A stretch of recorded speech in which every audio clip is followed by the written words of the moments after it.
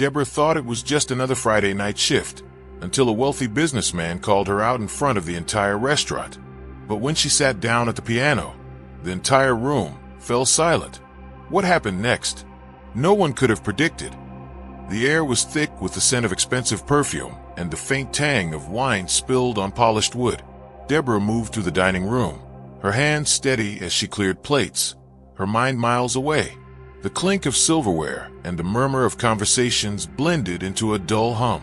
She was invisible here, just another face in the background, until he spoke. "You there?" His voice cut through the noise, sharp and commanding. Deborah froze, her tray balanced precariously in her hands. Leonard Grayson, the man who owned half the city, was staring straight at her. "I hear you know your way around a piano." The room fell silent. Every head turned. Deborah's heart skipped a beat.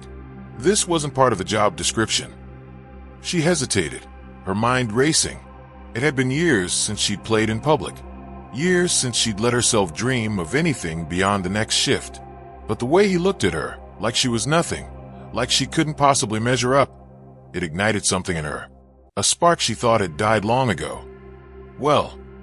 Leonard's voice was challenge, a dare. The room waited, breathless. Deborah set down her tray, her hands trembling. She walked toward the piano, each step echoing in the silence. The keys gleamed under the soft light, waiting. She sat down, her fingers hovering above them. This wasn't just about music anymore. This was about proving she was more than what they saw. And then she played. A single note, soft and uncertain, hung in the air. Then another, and another. The melody grew, filling the room, weaving a story of pain, resilience, and hope. The whispers stopped. The clinking glasses stilled.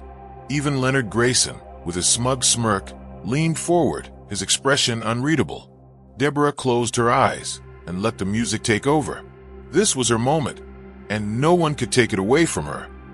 But as the last note faded, the room erupted into applause. Leonard stood, his face unreadable. Deborah's heart raced. She had done it. She had proven herself. But little did she know, this was only the beginning, because Leonard Grayson wasn't done with her. Not yet. The smell of freshly brewed coffee filled the air, blending with the soft hum of jazz playing in the background. Deborah wiped her hands on her apron, stealing a glance at the grand piano tucked into the corner. It had been years since she touched one, but the longing never faded. She sighed, returning to the present.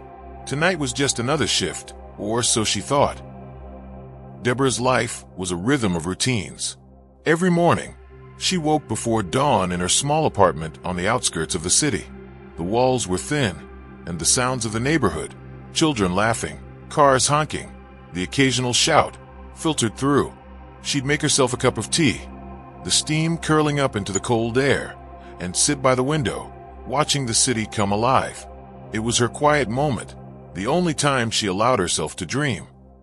By 7 a.m., she was out the door, her uniform neatly pressed, her hair tied back. The bus ride to the restaurant was always the same, crowded, noisy, and just a little too long. But Deborah didn't mind. It gave her time to think, to plan, to imagine a life beyond the one she had. She'd been working at Grayson's Fine Dining for 3 years now, a place where the rich and powerful came to see and be seen. It wasn't her dream job, but it paid the bills. And sometimes, when the light hit the piano just right, she'd let herself remember what it felt like to play. The restaurant was a world of its own. Crystal chandeliers hung from the ceiling, casting a warm glow over the polished wooden floors. The tables were set with crisp white linens and gleaming silverware, each place setting a work of art. Deborah moved through the space with practiced ease, her hands steady as she poured wine, cleared plates, and smiled at customers. She was good at her job, efficient, polite, invisible. But tonight, everything would change. Leonard Grayson was a man who commanded attention. Tall, with sharp features and a gaze that could cut through steel, he was the kind of person who made others nervous just by walking into a room. He owned the restaurant, along with half the city's real estate, and he had a reputation for being ruthless. Deborah had seen him before, of course. He came in often, always surrounded by important people, always holding court. But he'd never noticed her. Not until tonight. Deborah's co-workers were a mix of personalities, each with their own stories. There was Maria, the head waitress, who had a sharp tongue but a heart of gold. She'd been at the restaurant for over a decade and knew everything about everyone. Then there was James, the bartender, who always had a joke ready and a listening ear. And of course, there was Mr. Thompson, the manager, a stern man who ran the place with military precision. They were her makeshift family, the people she spent most of her time with. But even among them, Deborah kept her distance. She had secrets, and secrets were safer when kept to yourself. Her past was a shadow she carried with her. Growing up in a small town, Deborah had been a child prodigy, her fingers dancing across piano keys before she could even read. Her mother, a single parent, had worked tirelessly to support her talent, sacrificing everything to give Deborah a chance. But life had other plans. When her mother passed away, Deborah's dreams died with her. She left home, carrying nothing but her grief and a few faded memories. The piano became a relic of a life she could no longer have. Now, at 32, Deborah had built a new life, one of quiet resilience. She didn't talk about her past, not even to Maria, who had tried more than once to get her to open up. "You've got a story," Maria would say, her eyes narrowing. "I can see it in the way you carry yourself. One day, you're going to tell me." But Deborah always shook her head, smiling faintly.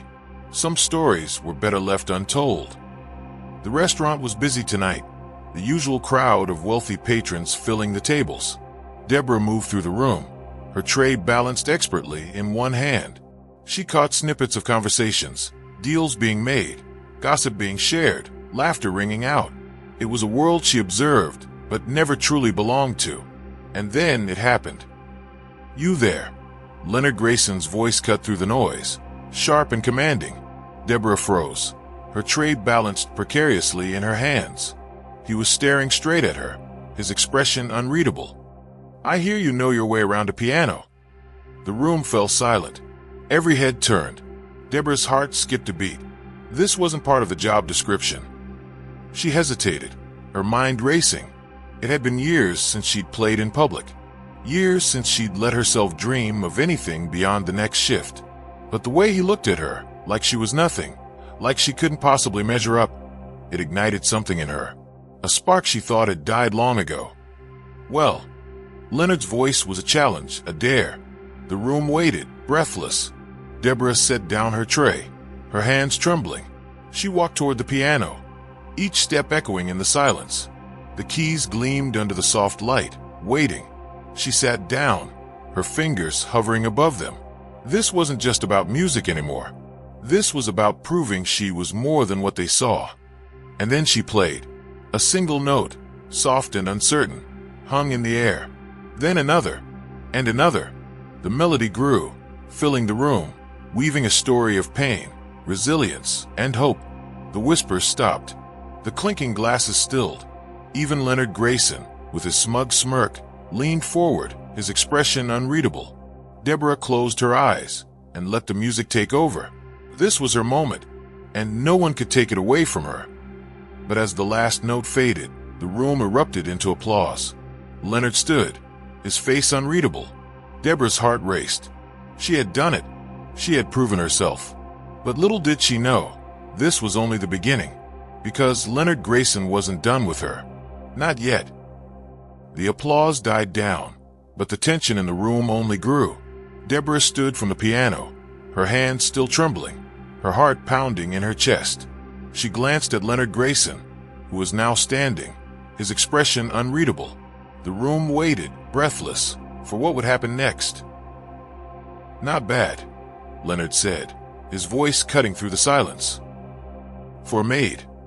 The words were sharp, deliberate, meant to sting. Deborah felt the heat rise to her cheeks, but she held his gaze. She wouldn't let him see how much it hurt. Not again. The room erupted into murmurs, the patrons exchanging glances, unsure how to react. Leonard stepped forward, his eyes never leaving Deborah's. "Tell me," he said, his tone dripping with condescension. "Where did a woman like you learn to play like that?" Deborah hesitated, her mind racing. She could lie, make up some story about lessons as a child, but something in his gaze, something cold and calculating, made her pause. He wasn't just asking out of curiosity. He was testing her, and she wasn't sure she wanted to play his game. "I learned from my mother," she said finally, her voice steady despite the storm inside her. She was a pianist. Leonard raised an eyebrow, clearly unimpressed. "And where is she now?" he asked, his tone casual, almost cruel. Deborah's chest tightened. "She passed away," she said quietly. The room grew even quieter, if that was possible. Leonard smirked, as if he'd won some unspoken battle. "Pity," he said, turning back to his table. "But I suppose that explains why you're here, cleaning up after people instead of playing for them." The words hit her like a slap, but Deborah refused to flinch. She wouldn't give him the satisfaction. As she walked back to the kitchen, the weight of his words settled over her like a heavy blanket. She could feel the eyes of the other staff on her, their expressions a mix of pity and curiosity. Maria was the first to speak. "You okay?" she asked, her voice low. Deborah nodded, but the lump in her throat made it hard to speak. She wasn't okay. Not even close. The rest of the night passed in a blur. Deborah moved through her tasks mechanically, her mind replaying the encounter over and over. Leonard's words echoed in her head, each one a reminder of how far she'd fallen. But beneath the hurt, there was something else, something darker. Anger. Determination. She wouldn't let him define her. She wouldn't let anyone. When her shift finally ended, Deborah stepped out into the cool night air, the city lights casting a soft glow over the streets. She took a deep breath, trying to shake off the weight of the evening. But as she walked toward the bus stop, a black car pulled up beside her. The window rolled down, and Leonard Grayson's face appeared. "Get in," he said, his tone leaving no room for argument. Deborah hesitated, her instincts screaming at her to walk away. But something in his expression, something she couldn't quite place, made her pause. Against her better judgment, she opened the door and slid into the back seat. The car was luxurious, the leather seats soft beneath her, the air scented with something expensive. Leonard sat across from her, his gaze sharp and calculating. "You're wasted in that job," he said without preamble. Deborah blinked, caught off guard. "Excuse me," she asked, her voice tinged with disbelief. Leonard leaned forward, his eyes boring into hers. "You heard me. You've got talent, Deborah. Real talent. But talent alone isn't enough. You need opportunity, and I can give you that." Deborah's mind raced. What was he playing at? Was this some kind of joke? A cruel trick to humiliate her further? "Why would you do that?" she asked, her voice cautious. Leonard smirked, leaning back in his seat. "Let's just say I have a vested interest in seeing you succeed. But it's not going to be easy. If you want this, you're going to have to prove yourself." Again, Deborah's heart pounded. This was her chance, a chance to reclaim the life she'd lost, to prove to herself and everyone else that she was more than just a maid. But at what cost? Leonard Grayson wasn't known for his generosity. There had to be a catch. "What do you want from me?" she asked, her voice steady despite the storm inside her. Leonard's smile was cold, almost predatory. "I want you to play for me," he said. "At a private event. If you impress me and my guests, I'll make sure you never have to clean another table again. But if you fail..." He let the words hang in the air, the threat unspoken but clear. Deborah's stomach churned. This was a gamble, one she wasn't sure she could afford to lose. But what choice did she have? She'd spent years hiding from her past, burying her dreams under layers of routine and survival. This was her chance to step back into the light, to reclaim the part of herself she'd thought was gone forever. "I'll do it," she said, her voice firm. Leonard's smile widened. "Good," he said. "I'll be in touch." As the car pulled away, Deborah stood on the sidewalk, her mind racing. She'd just made a deal with the devil, and she wasn't sure if she'd come out on the other side. But one thing was certain. Her life was about to change, and there was no going back. The next few days were a whirlwind. Leonard's people contacted her, arranging rehearsals, fittings, and meetings. Deborah felt like she'd been thrust into a world she didn't belong to, a world of luxury and excess that was as intoxicating as it was terrifying. But beneath the surface, there was a growing sense of unease. Leonard's motives were unclear, and the pressure to perform was overwhelming. The night of the event arrived, and Deborah found herself standing backstage, her hands trembling as she adjusted her dress. The room beyond was filled with the city's elite, their laughter and chatter filtering through the heavy curtains. Leonard had spared no expense. The venue was breathtaking, the kind of place Deborah had only ever dreamed of performing in. But now that she was here, all she felt was fear. "You'll be fine," Maria said, squeezing her hand. Deborah nodded, but the lump in her throat made it hard to speak. She'd spent hours practicing, pouring every ounce of herself into the music. But would it be enough? Leonard's words echoed in her mind. "If you fail." She couldn't afford to fail. Not now. When her name was called, Deborah stepped onto the stage, the spotlight blinding her for a moment. The room fell silent, every eye on her. She took a deep breath, her fingers hovering over the keys. This was it, her moment, her chance to prove herself. And as the first note rang out, she let the music take over, pouring every ounce of her pain, her hope, her dreams into the melody. The performance was flawless, each note a testament to her talent and resilience. When the final chord faded, the room erupted into applause. Deborah stood, her heart pounding, her eyes searching the crowd for Leonard. He was standing near the back, his expression unreadable. But as their eyes met, she saw something in his gaze, something that made her stomach twist. This wasn't over, not by a long shot. As she stepped off the stage, Leonard approached, his smile cold and calculating. "Well done," he said, his tone dripping with false praise. "But don't get too comfortable. You've proven you can play. Now it's time to see if you can survive." Deborah's heart sank. What had she gotten herself into? Deborah's triumph on stage was short-lived. The applause still echoed in her ears as Leonard Grayson's words cut through the euphoria like a knife. "Well done," he said, his tone dripping with false praise. "But don't get too comfortable. You've proven you can play. Now it's time to see if you can survive." Deborah's heart sank. What had she gotten herself into? The days that followed were a blur of rehearsals, meetings, and endless pressure. Leonard had made good on his promise. Deborah was no longer a maid. But her new life was far from the dream she'd imagined. Instead of cleaning tables, she was now at Leonard's beck and call, performing at private events, attending high-profile parties, and navigating a world that felt more like a gilded cage than a second chance. Leonard's demands were relentless. He wanted perfection, and he pushed Deborah to her limits. Again, he would snap during rehearsals, his voice cold and unyielding. "You're better than this. Or are you just wasting my time?" Deborah's hands would ache from hours of practice, her mind exhausted from the constant scrutiny. But she refused to give up. She couldn't. Maria tried to warn her. "Be careful, Deborah," she said one night after a particularly grueling rehearsal. "Leonard doesn't do anything out of the kindness of his heart. There's always a catch." Deborah nodded, but deep down, she knew Maria was right. Leonard's motives were unclear, and the more time she spent in his world, the more she realized how dangerous he could be.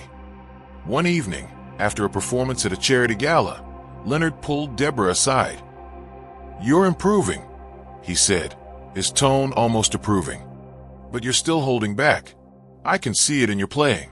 You're afraid." Deborah frowned. "Afraid of what?" she asked. Leonard's smile was cold. "Afraid of being seen. Afraid of being truly great. But if you want to survive in this world, you're going to have to let go of that fear." His words stayed with her, gnawing at the edges of her mind. Was he right? Was she holding back? That night, as she sat alone in her apartment, Deborah let herself think about the life she'd left behind, the dreams she'd buried, the pain she'd tried to forget. Maybe Leonard was right. Maybe it was time to stop hiding. But letting go of fear was easier said than done. The more Deborah tried to push herself, the more she felt the weight of expectation pressing down on her. Leonard's events were becoming more frequent, the stakes higher with each performance. And then there were the rumors, whispers about Leonard's past, about the people who had crossed him and disappeared. Deborah tried to ignore them, but the unease lingered, a constant shadow in the back of her mind.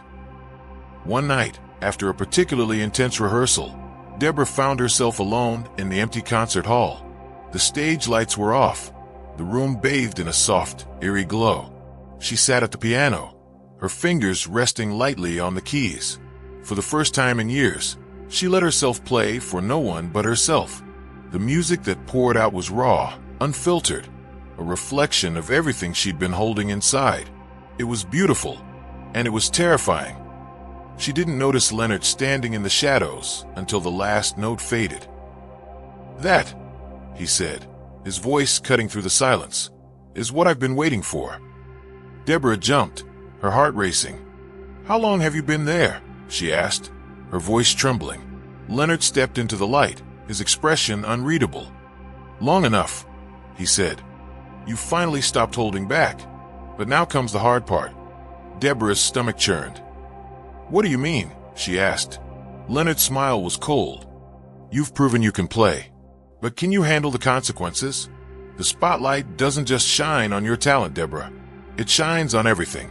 Your past, your secrets, your mistakes. Are you ready for that?" Deborah's mind raced. She'd spent years hiding from her past, burying it under layers of routine and survival. But now, it seemed, the past was catching up to her. "What do you want from me?" she asked, her voice barely above a whisper. Leonard's gaze was piercing. "I want you to be great," he said. "But greatness comes at a price, and you're going to have to decide if you're willing to pay it." The next few weeks were a whirlwind of performances, interviews, and public appearances. Deborah's name was everywhere, headlines praising her talent, her story, her rise from obscurity. But with the fame came scrutiny. Reporters dug into her past, uncovering fragments of the life she'd tried to leave behind. Articles about her mother, her childhood, her struggles, all of it laid bare for the world to see. Deborah tried to focus on the music, but the pressure was relentless. Leonard's demands grew more intense, his expectations higher with each performance. "You're not just playing for yourself anymore," he reminded her. "You're playing for the world, and the world doesn't forgive mistakes." The breaking point came during a live televised performance. Deborah was exhausted, her hands trembling as she sat at the piano. The lights were blinding, the audience a sea of faceless strangers. She took a deep breath, her fingers hovering over the keys. But as she began to play, something went wrong.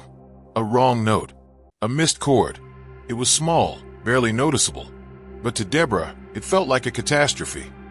She tried to recover, to push through, but the mistake threw her off. The music faltered, the rhythm slipping away. The audience shifted uncomfortably, the silence deafening. Deborah's heart pounded, her mind racing. She couldn't breathe. She couldn't think. And then she stopped. The room was silent, the weight of failure pressing down on her. Backstage, Leonard was furious. "What the hell was that?" he demanded, his voice cold and cutting. Deborah tried to explain, to apologize, but the words wouldn't come. "You're a liability," Leonard snapped. "If you can't handle the pressure, then you're no use to me." Deborah's stomach churned. She'd worked so hard, come so far, and now it was all falling apart.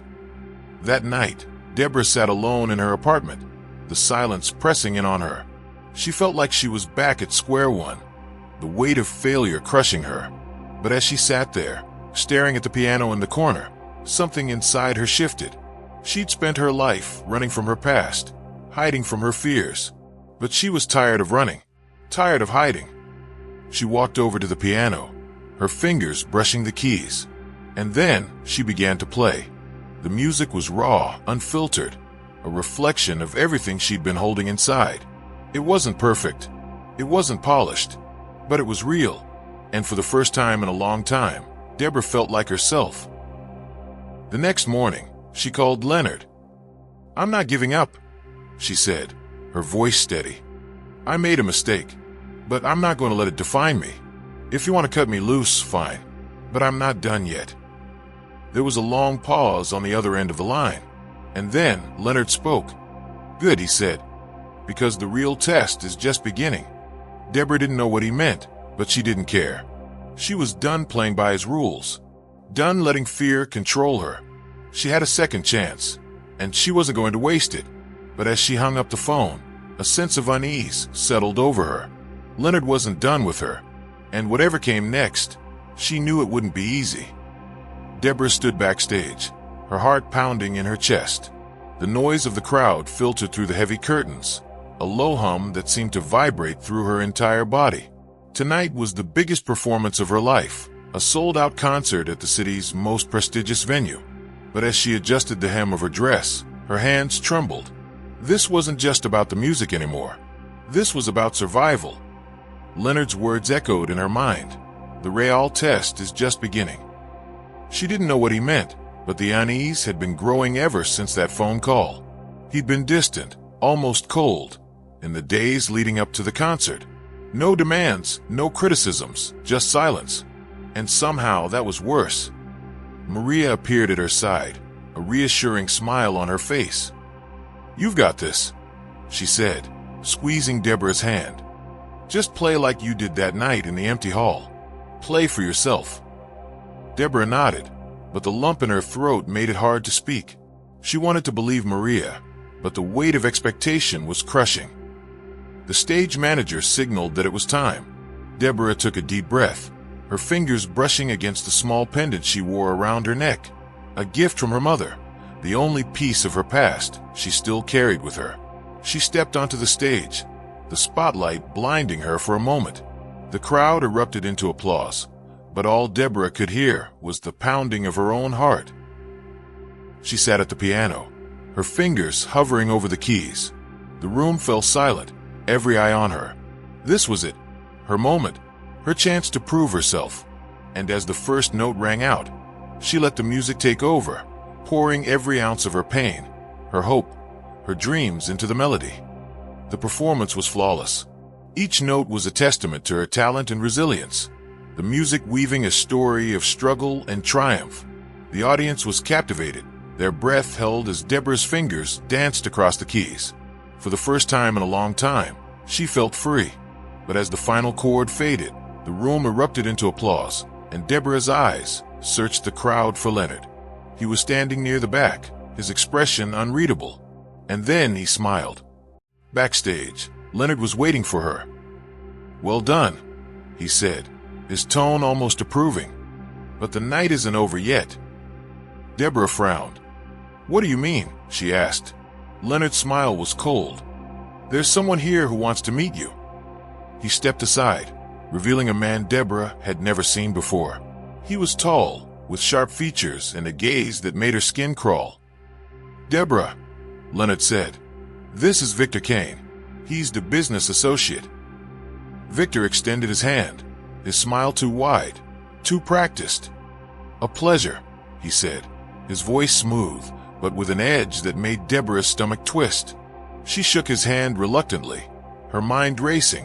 Who was this man, and why did Leonard want her to meet him? Victor's eyes lingered on her, his gaze calculating.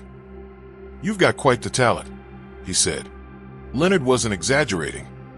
Deborah forced a smile, but the unease was growing. "Thank you," she said, her voice cautious. Victor's smile widened. "I'd love to discuss some opportunities with you, but perhaps another time. Enjoy the rest of your evening." He walked away, leaving Deborah with a sinking feeling in her chest. As soon as Victor was out of earshot, Deborah turned to Leonard. "What was that about?" she demanded. Leonard's expression was unreadable. "Victor is a powerful man," he said, "and he's very interested in you. I suggest you don't disappoint him." Deborah's stomach churned. "What are you talking about?" she asked. Leonard's smile was cold. "You'll see." The rest of the night passed in a blur.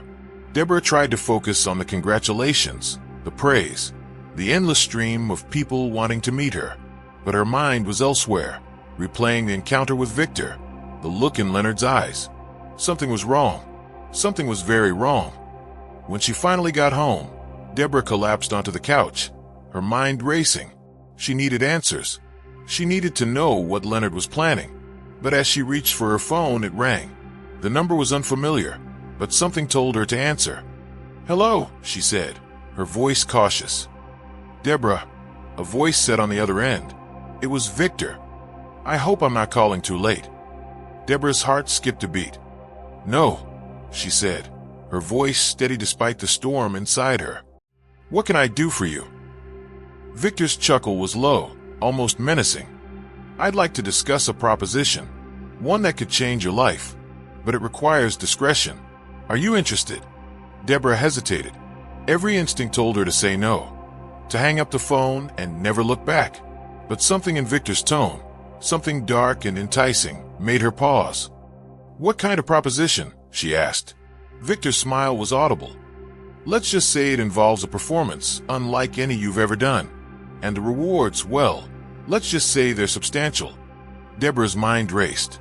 She didn't trust Victor, didn't trust Leonard, but she couldn't deny the curiosity, the temptation. "I'll think about it," she said finally. Victor's chuckle was cold. "Don't think too long," he said. "Opportunities like this don't come around often." The line went dead, leaving Deborah in silence. She sat there for what felt like hours, her mind spinning. She knew she was standing at a crossroads, that the decision she made next would define her future. But what was the right choice? To walk away? To protect herself from whatever game Leonard and Victor were playing? Or to take the risk, to seize the opportunity and see where it led? The next morning, Deborah called Maria. She needed someone to talk to, someone who could help her make sense of everything. They met at a small cafe, the smell of coffee and pastries filling the air. Deborah told Maria everything, about Victor, about Leonard's cryptic warnings, about the sinking feeling in her chest. Maria listened in silence, her expression growing darker with each word. "You need to get out," Maria said finally. "This isn't just about music anymore. This is dangerous." Deborah nodded, but the lump in her throat made it hard to speak. "I know," she said, "but what if this is my only chance? What if I walk away and spend the rest of my life wondering what could have been?" Maria's gaze was steady. "Sometimes walking away is the bravest thing you can do."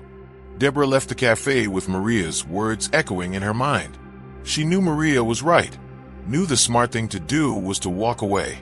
But as she walked through the city streets, her mind kept drifting back to the piano, to the music, to the life she'd always dreamed of. Could she really give that up? Could she really walk away from the chance to be great? That night, Deborah sat at her piano, her fingers brushing the keys. She played softly, the music a reflection of the storm inside her, and as the melody filled the room, she let herself imagine what could be, the fame, the success, the life she'd always wanted. But then she thought of Victor, of Leonard, of the darkness that seemed to follow them wherever they went. Was it worth it? Was any of it worth it? The next morning, Deborah made her decision. She called Victor, her voice steady despite the storm inside her. "I'm in," she said, "but on my terms." Victor's chuckle was cold. "I wouldn't expect anything less," he said. "I'll be in touch."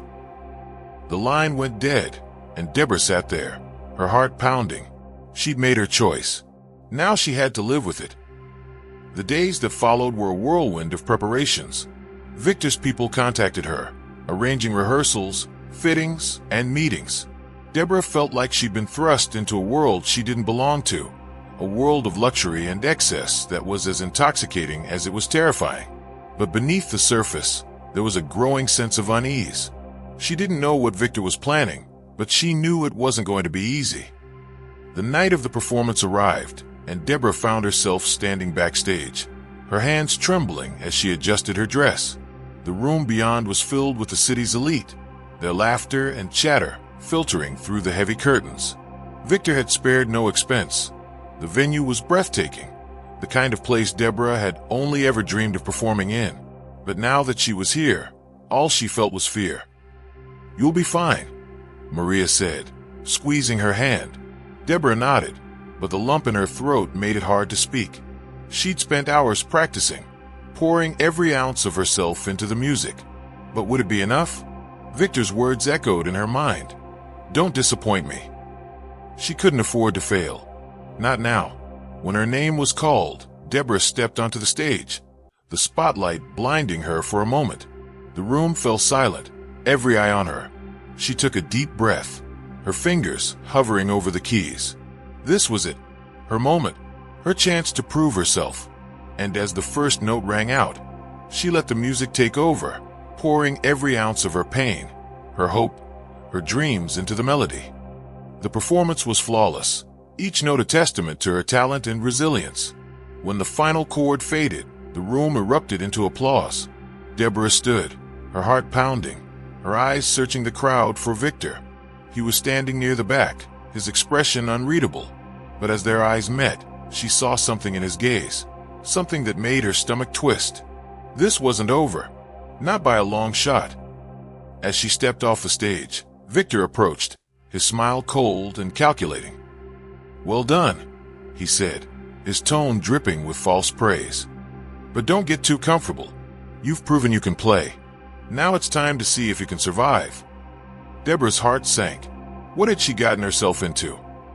Deborah stood backstage, the echoes of applause still ringing in her ears. The performance had been flawless, the crowd on their feet, but the weight of Victor's words pressed down on her like a storm cloud.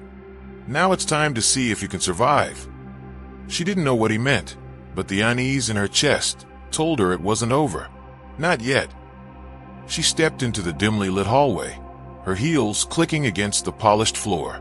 The noise of the crowd faded, replaced by the low hum of her own thoughts. She needed answers. She needed to know what Victor and Leonard were planning. But as she turned the corner, she found herself face to face with Leonard. His expression was unreadable, but there was something in his eyes, something that made her stomach twist. "You did well tonight," he said, his tone almost approving. "But this is just the beginning." Deborah frowned. "What do you mean?" she asked. Leonard's smile was cold. "Victor has big plans for you, and if you want to survive in this world, you're going to have to play by his rules." Deborah's heart sank. "And if I don't?" she asked. Leonard's gaze hardened. "Then you'll find out just how dangerous this world can be." Deborah's mind raced. She'd come so far, fought so hard to reclaim her life. But now, it felt like she was standing on the edge of a cliff, one wrong step away from falling. She needed to think, to figure out her next move. But as she walked away, Leonard's words echoed in her mind. Play by his rules. She wasn't sure she could do that. Not anymore. The next few days were a blur. Victor's people contacted her, arranging meetings, rehearsals, and appearances. Deborah felt like she was being pulled in 1,000 directions, her life no longer her own. But beneath the surface, there was a growing sense of defiance. She'd spent her life following other people's rules, living by their expectations. But now, she was starting to wonder if it was time to make her own. One evening, after a long day of rehearsals, Deborah found herself alone in her apartment. She sat at the piano, her fingers brushing the keys. The music that poured out was raw, unfiltered, a reflection of everything she'd been holding inside. It was beautiful, and it was hers. As the final note faded, Deborah made her decision. She wasn't going to play by Victor's rules. She wasn't going to let him control her life. She picked up her phone and dialed Maria's number. "I need your help," she said. "I'm getting out." There was a pause on the other end of the line. "It's about time," Maria said. "What's the plan?" Over the next few days, Deborah and Maria worked in secret, gathering information, making connections, and laying the groundwork for Deborah's escape. It wasn't easy. Victor's reach was long, and his people were everywhere. But Deborah was determined. She wasn't going to let him win. The night of her final performance arrived, and Deborah stood backstage, her heart pounding. This wasn't just another concert. This was her chance to take back control. She stepped onto the stage, the spotlight blinding her for a moment. The room fell silent, every eye on her. She took a deep breath, her fingers hovering over the keys. And then she began to play. The music was unlike anything she'd ever played before. It was raw, powerful, and unapologetically hers. The audience was captivated, their breath held as Deborah's fingers danced across the keys. But as the final chord faded, Deborah didn't wait for the applause. She stood, her eyes scanning the crowd until they landed on Victor. He was standing near the back, his expression unreadable. Deborah stepped off the stage and walked straight toward him. "I'm done," she said, her voice steady despite the storm inside her. Victor's smile was cold. "You think it's that easy?" he asked. "You think you can just walk away?" Deborah held his gaze. "I'm not asking for permission," she said. "I'm telling you, I'm done." Victor's expression darkened, but before he could respond, Leonard stepped forward. "Let her go," Leonard said, his tone firm. Victor's eyes narrowed. "This isn't your call," he snapped. Leonard's gaze was steady. "It is now," he said. "Deborah's proven herself. She's earned her freedom." Victor's jaw tightened, but he didn't argue. He simply turned and walked away, leaving Deborah standing there, her heart pounding. She turned to Leonard, her mind racing. "Why?" she asked. "Why are you helping me?" Leonard's expression softened, just for a moment. "Because I saw something in you," he said. "Something I haven't seen in a long time, and I didn't want to see it destroyed." Deborah nodded, but the lump in her throat made it hard to speak. "Thank you," she said finally. Leonard's smile was faint. "Don't thank me yet," he said.